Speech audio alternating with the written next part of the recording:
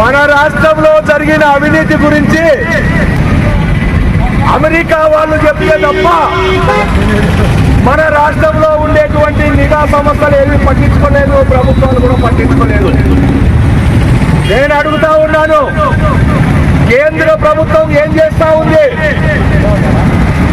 రాష్ట్ర ప్రభుత్వం ఏం చేస్తా ఉంది? అదానీ లాంటి కార్పొరేట్ సంస్థలు దళారీలుగా మారిన పాలకులు వాళ్ళ ఆదాయాల కొరకు, వాళ్ళ కమిషన్ల కొరకు రాష్ట్రం నుండి 5 కోట్ల మంది కరెంటు ఛార్జీల భారం భరించాలా? కాకులను కొట్టి గద్దలకేసినట్టుగా ఈరోజు విద్యుత్ రంగంలో సమస్యలు జరుగుతూ ఉన్నాయి. ప్రజల పైన కరెంటు ఛార్జీలు పెంచడమే తప్ప ఎందుకు కరెంటు ఛార్జీలు పెంచాల్సి వస్తుంది, ఎక్కడ లోపం ఉంది అని ఇంజనీర్లు కానీ ప్రభుత్వం కానీ ఆలోచించడం లేదు.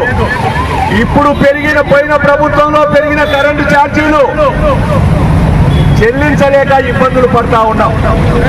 మళ్ళీ ఇప్పుడు 6,000 కోట్లు ఒక పద్దు, 11,820 కోట్లు ఒక పద్దు ట్రూ ఆఫ్ ఛార్జీలు పెంచుతారంట.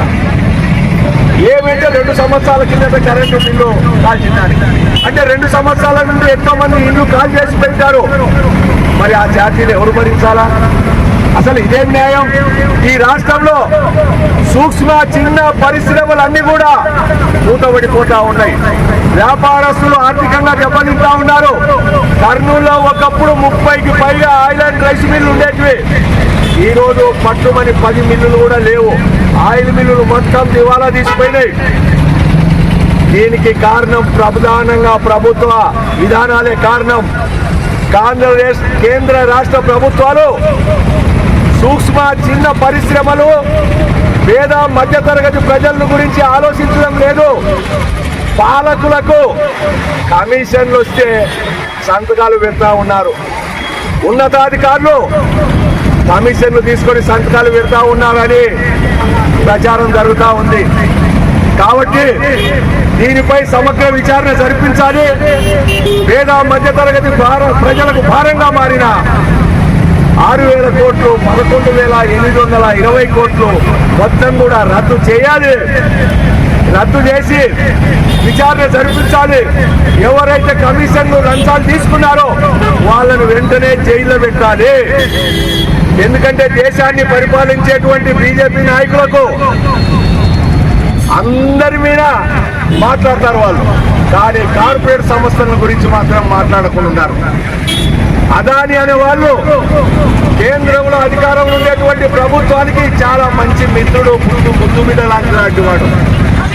మరి ఆయనను ఎందుకు అరెస్ట్ చేయకూడదు? చిన్న తప్పు చేసిన వాళ్ళని జైల్లో పెడతారే. వేల కోట్ల రూపాయలు రాష్ట్రకు ప్రపంచాన్ని కూడా కొల్లగొట్టేటువంటి మహానుభావులు ఆ భారతదేశంలో తయారైనారు.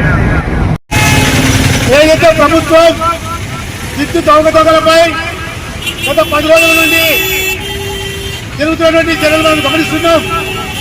అయితే గత ప్రభుత్వం ఏదైతే ఉందో ఆ ప్రభుత్వం విద్యుత్పై చేసుకున్న ఒప్పందాలు ఏవైతే ఉన్నాయో వాటిపై వెంటనే రాష్ట్ర ప్రభుత్వం చర్యలు తీసుకోవాలని చెప్పి మేము కోరుతా ఉన్నాం. ప్రజలపై భారాలు మోపిస్తున్నటువంటి ట్రూ ఆఫ్ ఛార్జీలను వెంటనే రద్దు చేయాలి. చిన్న మధ్యతరగతి పరిశ్రమలు నష్టాల్లో ఉంటున్నాయి. వాటికి చేయూతనివ్వడానికి వెంటనే ట్రూ ఆఫ్ ఛార్జీలను, గత మాసంలో ఇచ్చిన కరెంటు పెంపుదలను వెంటనే రద్దు చేయాలి. ఇప్పుడున్న పరిస్థితుల్లో ఉన్న కరెంటు బిల్లుల్లో కట్టలేకపోతున్నాము. మళ్ళీ దీనిపైన ట్రూ ఆఫ్ ఛార్జీలు పెంచడం చాలా అన్యాయము. ప్రజలు చాలా తీవ్రమైన ఇబ్బందులు పడుతున్నారు. చిన్న సూక్ష్మ పరిశ్రమలు అయితే ఇప్పటికే మూతపడినాయి. కొన్ని ఇప్పుడు కూడా జరుగుతున్నాయి, అవి కూడా మూతపడడానికి ప్రమాదం ఉంది. దయచేసి మీరు కూడా ఇప్పుడు అలాగే చేస్తే ట్రూ ఆఫ్ ఛార్జీలను వెంబడే రద్దు చేయాలని మేము కోరుతున్నాము. ప్రభుత్వం కూడా తప్పుల మీద తప్పులు చేసుకుంటూ పోతూ ప్రజల మీద భారాలు వేసుకుంటూ ట్రూ ఆఫ్ ఛార్జీలని అవన్నీ ఇవన్నీ చేస్తున్నారు. ఇవన్నీ ఇమీడియట్గా రద్దు చేయాలి.